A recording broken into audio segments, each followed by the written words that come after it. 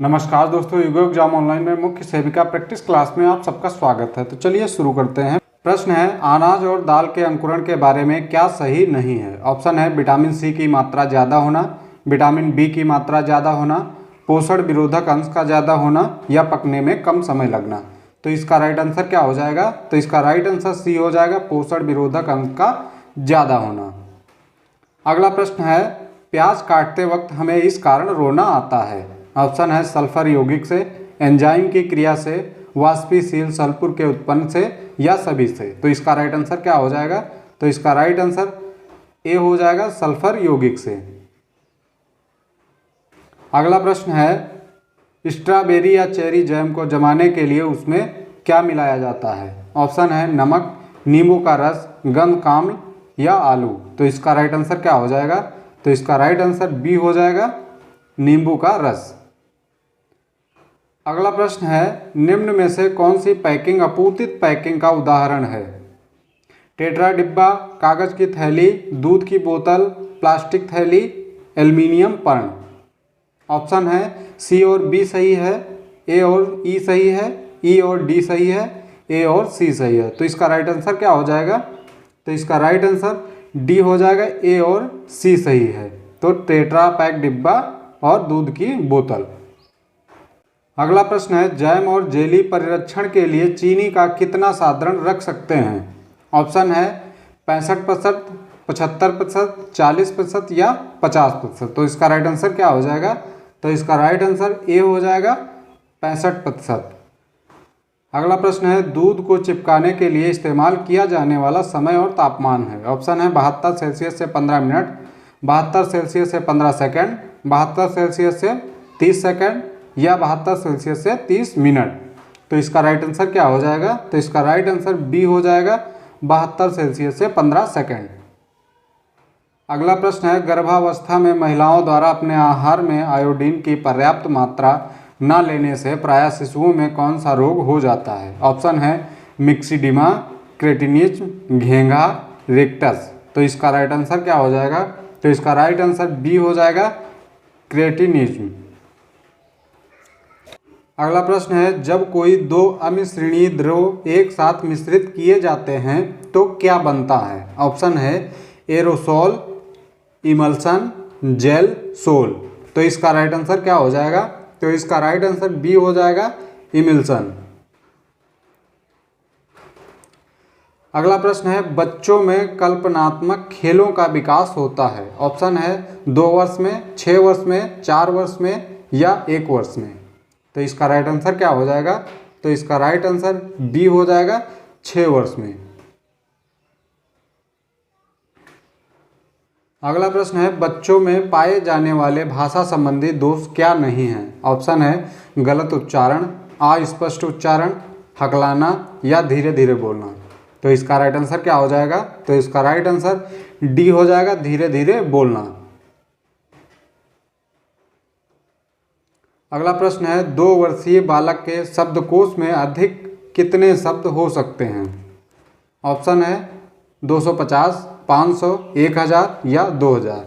तो इसका right answer क्या हो जाएगा? तो इसका राइट आंसर ए हो जाएगा, 250। अगला प्रश्न है, सामाजिक व्यवहार जन्म के समय शुरू होता है। अगला प्रश्न है, सामाजिक व्यवहार जन्म के समय शुरू होता है। ऑप्शन है सत्य, असत्य, संबंधित नहीं, विवादित। तो इसका राइट आंसर क्या हो जाएगा? तो इसका राइट आंसर बी हो जाएगा, असत्य। अगला प्रश्न है, जननी सुरक्षा योजना के अंतर्गत प्रसूति के दौरान महिलाओं को आंतरित की जाने वाली नगद धनराशि में निम्नलिखित में से कौन सी दृश्यमान लागत व्यय शामिल है। ऑप्शन है सह परिचर पर आने वाला व्यय, औषधि की आपूर्ति, अस्पताल कर्मी को संदत्त शुल्क, भोजन पर किया गया व्यय। इसका राइट आंसर क्या हो जाएगा? तो इसका राइट आंसर बी हो जाएगा, औषधि की आपूर्ति। अगला प्रश्न है, बच्चों का टीकाकरण किस केंद्र पर होता है। ऑप्शन है आंगनबाड़ी, बालबाड़ी, झूलागृह, बालशाला। तो इसका राइट आंसर क्या हो जाएगा? तो इसका राइट आंसर ये हो जाएगा, आंगनबाड़ी में बच्चों का टीकाकरण होता है। अगला प्रश्न है, बालक का आयु वर्ग जिसमें सोच विचार क्षमता शुरू हो जाती है वह है। ऑप्शन है 1.5 वर्ष से 2 वर्ष, 2.5 वर्ष से 3 वर्ष, 1.3 से 4 वर्ष या 4 के पश्चात। तो इसका राइट आंसर क्या हो जाएगा? तो इसका राइट आंसर बी हो जाएगा, 2.5 वर्ष से 3 वर्ष।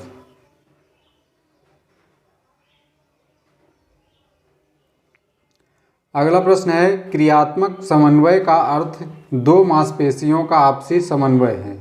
ऑप्शन है अंगों, शरीर, उंगली या हाथ। तो इसका राइट आंसर क्या हो जाएगा? तो इसका राइट आंसर ए हो जाएगा, अंगों। क्रियात्मक समन्वय का अर्थ दो अंगों मांसपेशियों का आपसी समन्वय है। अगला प्रश्न है बालक का अपने पालनकर्ता से संबंध मुख्य निर्धारक माना जाता है बालक के।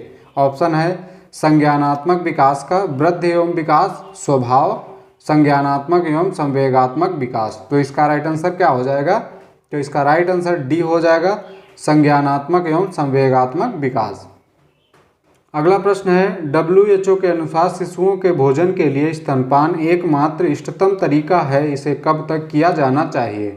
ऑप्शन है जन्म से 6 माह तक, 6 माह से 1 वर्ष, जन्म से 1 वर्ष तक, जन्म से 2 वर्ष तक। तो इसका राइट आंसर क्या हो जाएगा? तो इसका राइट आंसर ए हो जाएगा, जन्म से 6 माह तक। अगला प्रश्न है अपरिपक्व शिशु वे कहलाते हैं जिनका वजन इनमें से कम होता है। ऑप्शन है 2 किलोग्राम से, 3.5 किलोग्राम से, 4 किलोग्राम से या 5 किलोग्राम से। तो इसका राइट आंसर क्या हो जाएगा? तो इसका राइट आंसर ये हो जाएगा 2 किलोग्राम से जिनका वजन कम होता है वे अपरिपक्व शिशु कहलाते हैं। अगला प्रश्न है गर्भ में आहार व ऑक्सीजन की पूर्ति किसके द्वारा होती है? ऑप्शन है फुफ्फुस, गर्भाशय, प्लेसेंटा या अम्बिलिकल कार्ड। तो इसका राइट आंसर क्या हो जाएगा? तो इसका राइट आंसर सी हो जाएगा, प्लेसेंटा। अगला प्रश्न है गर्भकालीन विकास की द्वितीय अवस्था है। ऑप्शन है डिस्वावस्था, गर्भस्थ शिशु की अवस्था, भ्रूणावस्था या बीजावस्था। तो इसका राइट आंसर क्या हो जाएगा? तो इसका राइट आंसर सी हो जाएगा, भ्रूणावस्था। अगला प्रश्न है मनुष्यों में गर्भावधि की लंबाई कितने दिन होती है? ऑप्शन है 180 दिन, 200 दिन, 280 दिन या 300 दिन। तो इसका राइट आंसर क्या हो जाएगा? तो इसका राइट आंसर सी हो जाएगा, 280 दिन यानी 9 महीने। अगला प्रश्न है अंडाणु परिपक्व होता है। ऑप्शन है 20 दिनों में, 25 दिनों में, 28 दिनों में या 30 दिनों में। तो इसका राइट आंसर क्या हो जाएगा? तो इसका राइट आंसर सी हो जाएगा, 28 दिनों में। अगला प्रश्न है इनमें से कौन सी प्रक्रिया भोज्य पदार्थ में जीवाणु को जाने से रोकता है? ऑप्शन है इरेडिएशन, स्टेरिलाइजेशन, फोर्टिफिकेशन या डिहाइड्रेशन। तो इसका राइट आंसर क्या हो जाएगा? तो इसका राइट आंसर ए हो जाएगा, इरेडिएशन। अगला प्रश्न है किसी व्यक्ति का बॉडी मास इंडेक्स दर्शाता है कि वह बीमार है, मोटा है, कुपोषित है या उसकी लंबाई व वजन सही अनुपात में है। तो इसका राइट आंसर क्या हो जाएगा? तो इसका राइट आंसर डी हो जाएगा, उसकी लंबाई व वजन सही अनुपात में है। अगला प्रश्न है ऊर्जा मापने की अंतर्राष्ट्रीय इकाई है। ऑप्शन है joule, kilo calorie, kilo joule, calorie. तो इसका राइट आंसर क्या हो जाएगा? तो इसका राइट आंसर ए हो जाएगा, जूल। ऊर्जा मापने की अंतर्राष्ट्रीय इकाई क्या है? तो वो जूल है। अगला प्रश्न है कुपोषण मानव शरीर में विभिन्न रक्षा प्रणालियों पर विपरीत प्रभाव डालता है। ऑप्शन है प्रतिजैवी निर्माण, फैगोसाइटिक क्रिया, उत्तक अखंडता, उक्त सभी। तो इसका राइट आंसर क्या हो जाएगा? तो इसका राइट आंसर डी हो जाएगा, उक्त सभी। अगला प्रश्न है भोजन के गैर पोषणीय घटक हैं। ऑप्शन है रेशे या रेफेज, जल, वर्ण यौगिक, उक्त सभी। तो इसका राइट आंसर क्या हो जाएगा? तो इसका राइट आंसर डी हो जाएगा, ये सभी। अगला प्रश्न है वह भोजन जो एक पोषणीय दृष्टिकोण से पूर्णतः अपर्याप्त है। ऑप्शन है मृद भोजन, पूर्ण द्रव भोजन, स्पष्ट द्रव भोजन या नियमित भोजन। तो इसका राइट आंसर क्या हो जाएगा? तो इसका राइट आंसर सी हो जाएगा, स्पष्ट द्रव भोजन। अगला प्रश्न है कौन सा पोषक तत्व शरीर में सबसे बड़े प्रतिशत में मौजूद होता है? ऑप्शन है विटामिन्स, खनिज पदार्थ, पानी, कार्बोहाइड्रेट्स तो इसका राइट आंसर क्या हो जाएगा? तो इसका राइट आंसर सी हो जाएगा, पानी। शरीर में सबसे ज़्यादा क्या मौजूद होता है? तो वो पानी मौजूद होता है। अगला प्रश्न है, मैग्नीशियम हेतु महत्वपूर्ण है। ऑप्शन है हड्डी बनने, अंग सुरक्षा, जल पुनः प्राप्ति, बावेल गति। तो इसका राइट आंसर क्या हो जाएगा? तो इसका राइट आंसर ए हो जाएगा, हड्डी बनने। मैग्नीशियम हड्डी बनने हेतु महत्वपूर्ण है। अगला प्रश्न है, निम्न में से कौन सा रोडोप्सिन का घटक है? ऑप्शन है vitamin A, calcium, vitamin D, लौह तत्व। तो इसका राइट आंसर क्या हो जाएगा? तो इसका राइट आंसर ए हो जाएगा, विटामिन ए। अगला प्रश्न है, खाद्य पदार्थ में पाया जाने वाला इमल्सी कारक है। ऑप्शन है ग्लूटन, ट्रिप्सिन, लेसिथिन, कैफीन। तो इसका राइट आंसर क्या हो जाएगा?